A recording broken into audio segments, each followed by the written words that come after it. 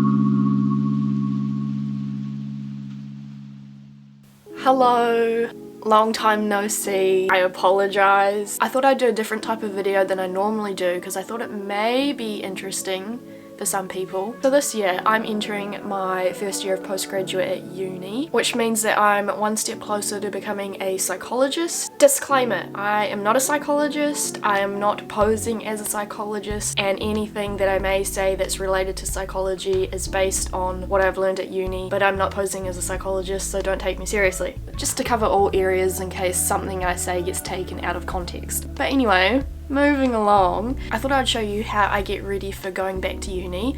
I've been kind of obsessed with watching these videos, but all the videos that I've been watching, no one's really going into post-grad. They're kind of just going into like their first ever year of uni. So I thought I would do one, but an equestrian version while also going into post-grad. That was a very long-winded, complicated way of saying the title of this video. Glad I got that out of the way. I've been putting off filming this video for so long. I'm so nervous, I'm like completely out of practice.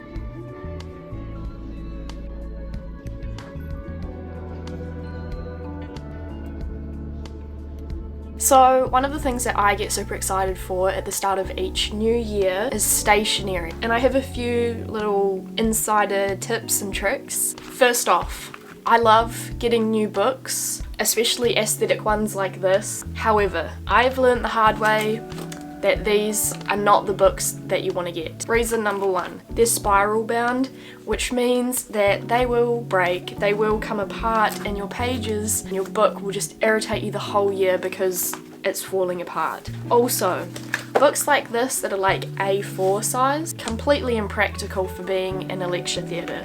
Lecture theatres, you have like zero space, like you're literally like the width of your shoulders is how much space you have. And so having a book that's quite long that way, What?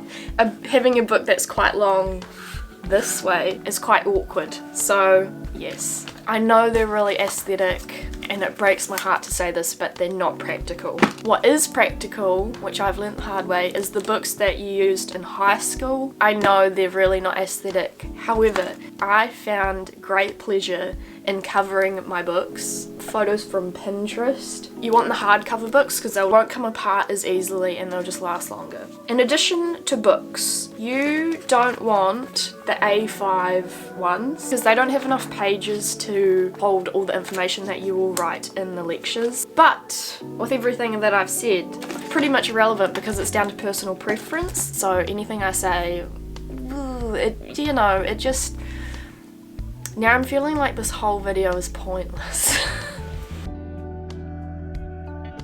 Along with things falling apart and just like convenience wise, I know some bags seem so nice, like the satchel bags or like tote bags. From personal experience, not only do they break because of how much weight you have to carry around with you at uni, they also give you really bad back pain and really bad shoulder pain. So if it's possible, I really do recommend getting a backpack that's going to distribute the weight evenly, because it will make your life so much more comfortable and pleasant, because your campus at uni is not going to be small like it is in high school. So after many trial and errors, I have found the bag that works for me. It's just this one.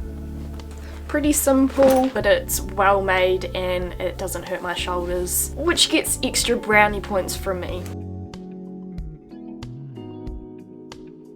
In terms of stationery that I like to use, I have these exercise books which I will use in the lectures to write all my notes. But I also have a ring binder designated to each subject that I have. And so within that ring binder I will have another pad of paper book thing, subject dividers, and so I will separate these out into each term and then a study section. And then I also have some of those clear plastic sleeve things so that if I print out any lecture notes or readings, I can put them in there to hold them and keep them safe before I hole punch them and put them where they need to be. Pencil cases. Get small ones. You don't need a whole heap of pens, and because you're carrying around so much with you because you don't have lockers or anything, any extra weight does make a difference, so try and get small pencil cases. This one actually holds quite a lot. I have an excessive amount of highlighters that I really do not need. 3 colours of pens, a new ruler, a rubber, some twink, and a pencil. And then another helpful thing is to have these like post-it notes. These are super helpful for readings or like marking. Do I really need to explain what you use post-it notes for? Like, you know what to use post-it notes for. But anyway, moving on before I completely talk myself out of filming this video because I find myself highly irritating. We're gonna move on to textbooks. Do not buy your textbooks brand new unless you absolutely have to. Textbooks are extremely expensive. So one of the best pieces of advice that I was given, our uni had a Facebook group where people sold their old textbooks, and this was a game changer. You can buy secondhand textbooks for so much cheaper than brand new ones, and then at the end of it you can sell your textbooks on and then buy the new ones. So please do that, you will save so much money.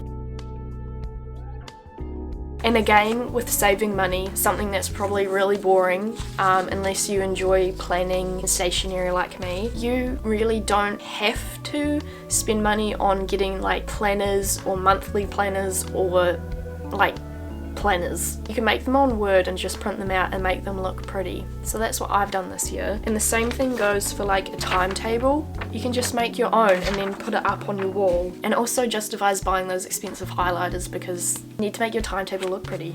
And also make sure you get a good quality water bottle because this will keep you alive.